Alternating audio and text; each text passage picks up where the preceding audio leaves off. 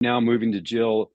Jill, yeah, give us some insight into all the machinations, not too much of the sausage making, but crystal clear delineation as to what's changed in OZ 2.0 and how it differs from the original framework, and then why OZ 1.0, still very much in force, still matters. Yeah, so great to be with everybody here. And I think Brendan really made a great point about permanence and what a significant accomplishment it was for our policymakers to include that.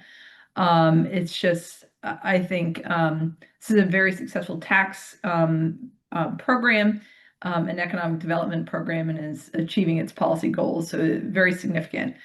In terms of just big picture, some of what the policymakers were hoping to achieve and that we had heard along the way was making sure that this also worked in rural communities.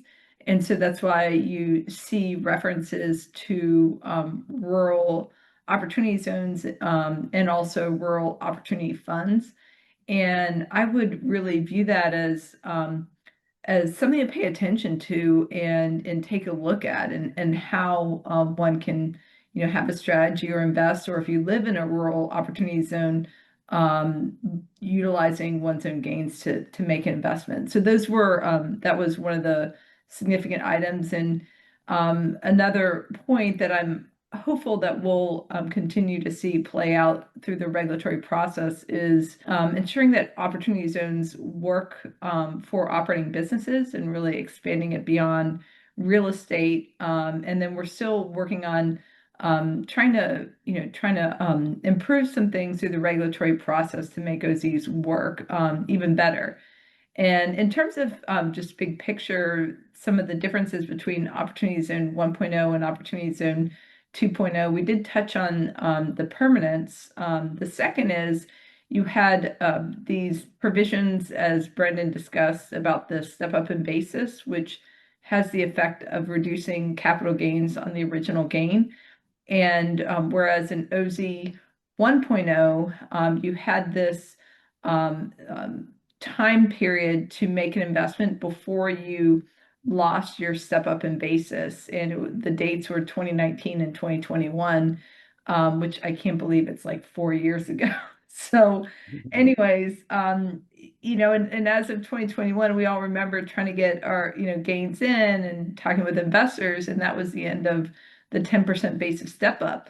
And so what OZ 2.0 has is it has a rolling deferral, so 5-year deferral, and then it also has a rolling 10% basis step up. And so it just enables investors to be able to receive the basis step up, receive the deferral, and have more control of the investment window, which is really fantastic and I think attractive to investors. We did touch on the rural opportunity zone and rural opportunity zones in the role that they play. And then the other significant and obvious point is we're going to have new zone designations.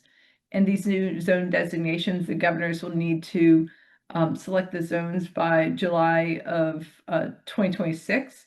And these zones will go into effect for investment in January 2027. And so really and this kind of leads into conversations that I have with folks, is just reminding them that Opportunity Zones 1.0 is still in effect. And when we really do the analysis and the financial analysis to look at what the impact of the tax incentive on an investor's potential return, what you find is that the overwhelming bulk of the return that one receives from these benefits comes from the tax-free appreciation. And it comes from obviously not paying, so it comes from the tax-free appreciation.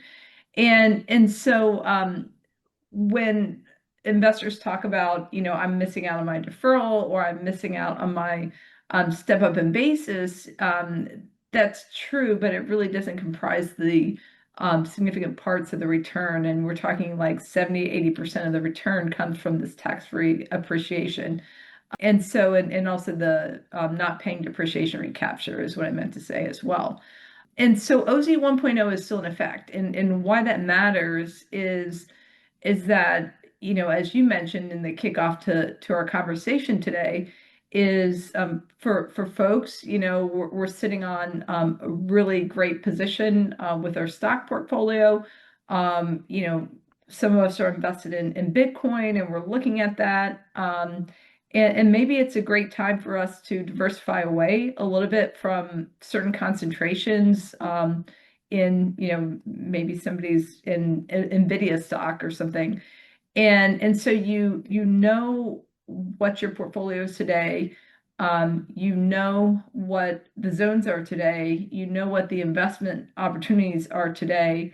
And making an investment today, one is really only missing out on a very small piece of the tax benefits. And so that's what I just try to remind folks is that, you know, this is a tax incentive that has really attracted a lot of capital. It's still in effect all the way up through to accepting investments from gains in 2026. And then following that, we'll look at what Opportunity Zones 2.0 look like. But there's, you know, we need to see how the regulations unfold. We need to see what the new zones designations will be, and those new zone designations are based on a slightly more stringent poverty definition, where it moves from 80% of area median gross income to 70% area median gross income, so slightly poor census tracts.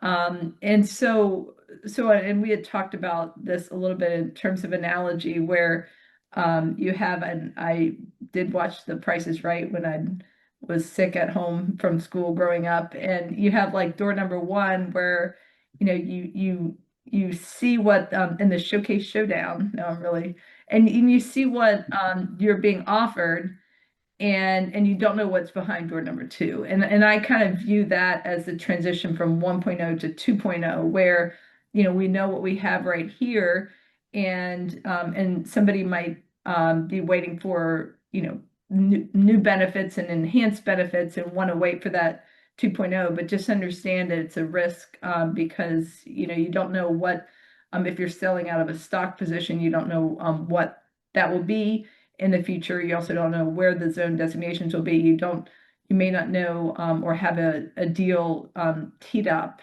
So just something to think about. I still, obviously, I'm very excited about Opportunity Zones 1.0, Opportunity Zones 2.0. But I'm just encouraging folks to not just wait for January of 2027, but to know that this is an active investment